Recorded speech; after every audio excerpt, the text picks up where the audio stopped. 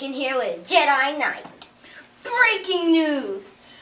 We have found charred remains of a young woman named Joan of Arc who died from severe burns and smoke inhalation.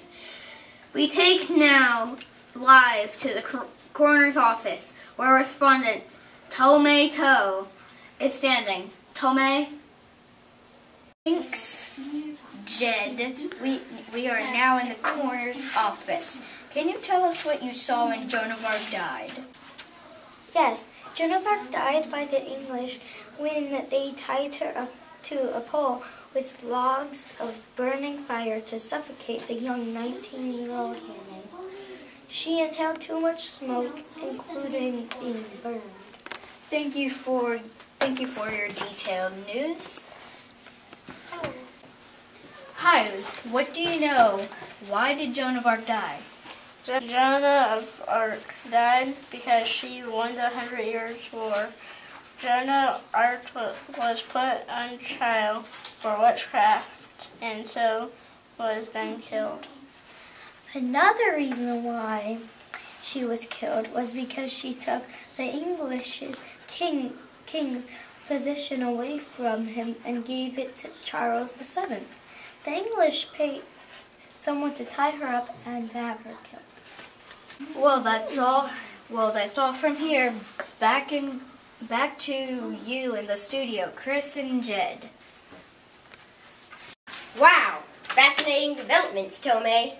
Yes, it was truly amazing how we can use science to relate to history. These people study the remains of Joan of Arc to understand what happened and why she was killed. She will now go to a lab in Pennsylvania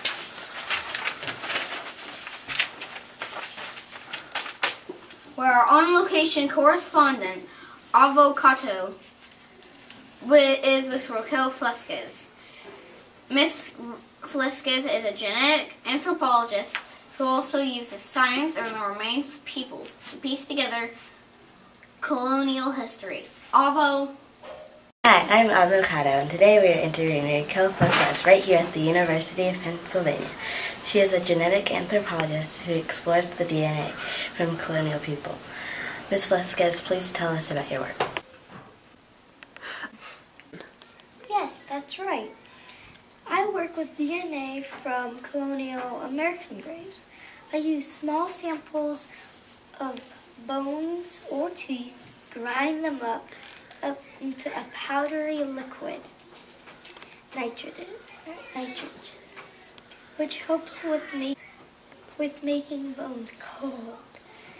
Then soak the powdered bone for about 24 hours. It takes 24 to draw out the DNA. It then stuck 14,000 RPMs fast. The DNA gets stuck in the spin column so every else goes away and gives you the DNA you want.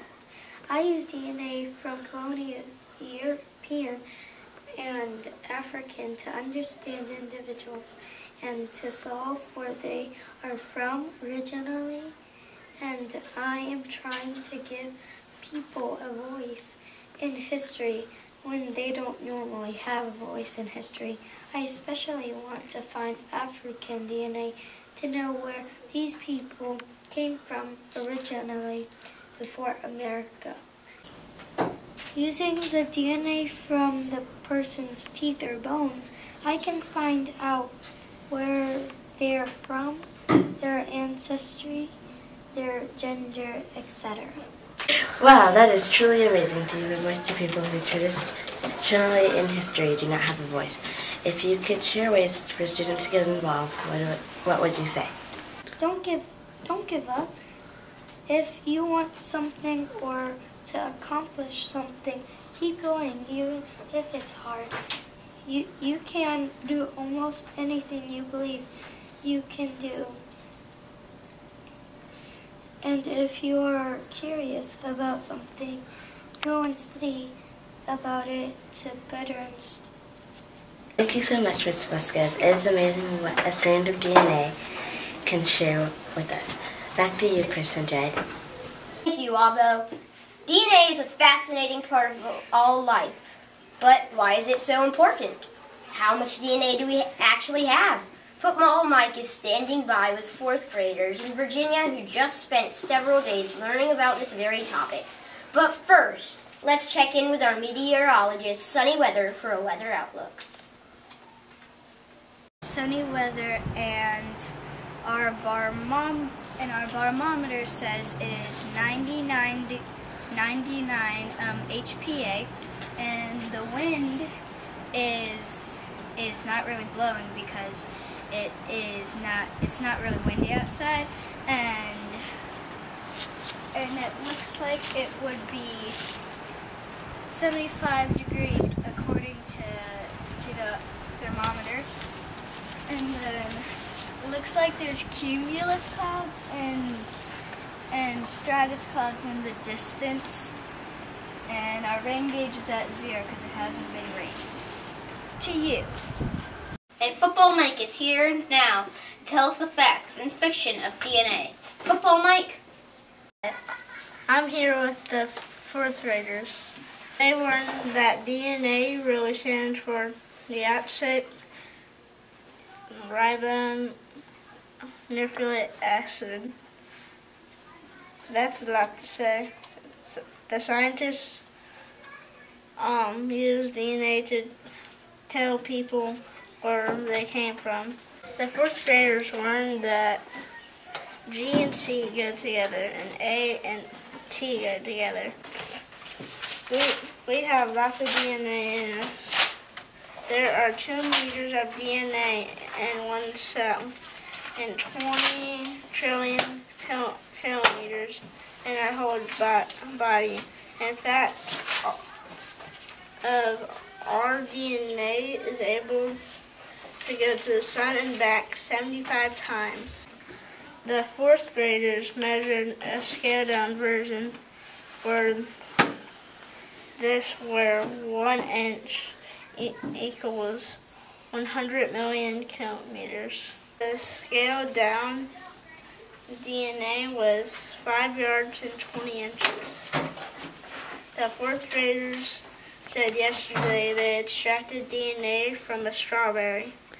First, they mashed up the strawberry in a bag. Then they mixed it with dish soap, salt, and water. Next, they put a paper towel over a cup and put a rubber band around it to secure it. They drained the solution in the test tube and added cold rubbing alcohol.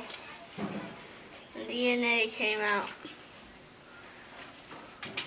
They are excited because Raquel Fleskes, their National Geographic Explorer, extracts DNA too. She extracts from colonial graves. She grinds teeth to get their DNA, see where they are originally from. The 4th graders told me they were excited to learn about DNA, especially extracting the DNA from a strawberry, just like genetics. This is Football Mike. Back to you in the studio. I'm Crispy Bacon. And I'm Jedi Knight. Thank you. And have a good evening. News This- Channel 4.